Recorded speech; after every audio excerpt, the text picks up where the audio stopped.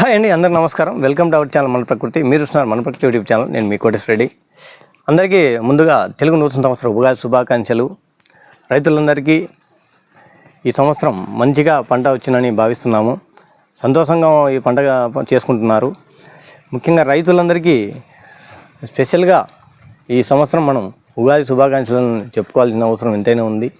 ఎందుకంటే వ్యవసాయంలో మనం కనీసం తక్కువ 10 ఏళ్ళు వెనక్కి చూసుకున్నా కూడా ఈ సంవత్సరం సానుకూల వాతావరణం మొత్తం మీద పెట్టుబడికి తగ్గట్టు దానికి రెండింతలుగా మన దిగుబడి వచ్చిందని చెప్పుకోవచ్చు. అది ఏ పంట ఏం చూసుకున్నా కూడా శనగ కానీ కంది కానీ పెసర ఏ విధంగా చూసుకున్నా కూడా మొత్తం మీద పెట్టుబడి ఈసారి విత్తనానికి కానీ ఎరువులు కానీ అంతా కంపేర్ చేసుకుంటే ముఖ్యంగా వాతావరణం సానుకూలంగా ఏర్పడి రైతు మొహంలో ఆనందం ఈసారి మనం చూస్తున్నాము. చాలా ఏళ్ళ తర్వాత ఈ పంట చూస్తున్నామని వాళ్ళే చెప్తున్నారు. పూర్తి స్థాయిలో ఈ రకంగా వ్యవసాయం ఈ రకంగా పండింది కాబట్టి గత సంవత్సరం 2-3 ఏళ్ళ నుంచి కరోనా తర్వాత నుంచి గమనిస్తే ఓవరాల్గా మన పెట్టుబడి విషయంలో కానీ కంపేర్ చేస్తే పూర్తి స్థాయిలో ఈసారి పెట్టుబడి తగ్గింది. అట్ ద సేమ్ టైం తక్కువ అంటే తెల్ల నెలల్లో కూడా శనగ పంట వేసిన రైతులు కూడా ఈసారి చాలా ఆనందం వ్యక్తం చేస్తున్నారు. పూర్తి స్థాయిలో 6-7 క్వింటాకు ఎకరాకు 6-7 క్వింటాలు అయ్యే భూములు కూడా పూర్తి స్థాయిలో 10-11 అయిన సందర్భాలు ఈ సంవత్సరం మనం చూశారు. రైతులు బ్రహ్మాండంగా వచ్చిందని చాలా సంతోషం వ్యక్తం చేస్తున్నారు.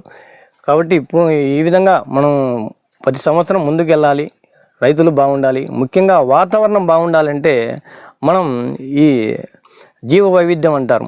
అంటే మనం పూర్తి స్థాయిలో ఈ పొల్యూషన్ కానీ ప్లాస్టిక్ కానీ ముఖ్యంగా చెట్లు మనం ఇన్ని రకాలుగా మనం ఇది చేస్తున్నామంటే చెట్లు మనం మన వంతు బాధ్యతగా మనం పెంచాల్సిన బాధ్యత ఎంతైనా ఉంది.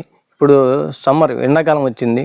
ఏమాత్రం మనం ఎండలు తట్టుకోలేక ఎక్కడ చెట్లు ఉన్నాయి ఎక్కడ నీడ ఉంటుంది అనే రకంలో ఆలోచన మనం చేయాల్సి వస్తుంది.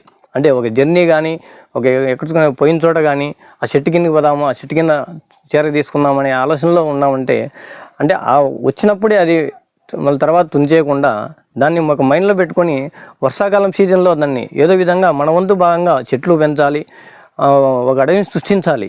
ఎన్నో మన 100 ఎకరాల అవసరం లేదు.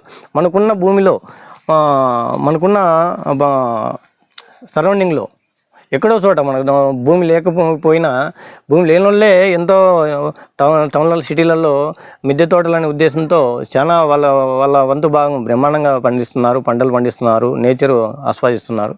అలాంటిది మనం ఒక రైతుగా ఉండి కనీసం ముఖ్యంగా పొలం గట్లలో చెట్లు ఉంటే అది వేరే విధంగా ఆలోచన చేసి చెట్లను కొట్టేస్తున్నాం.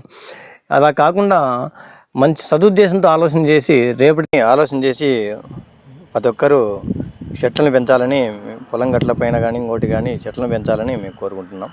పర్యావరణాన్ని కాపాడగలిగితేనే మన వ్యవసాయం కానీ పూర్తి స్థాయిలో ముందుకెళ్ళేదానికి అవకాశం ఉంది. ఇది ఈరోజు మన వీడియో అండి. మరొక వీడియోతో మళ్ళీ కలుద్దాం. అంతవరకు సెలవు. నమస్తే. జై హింద్.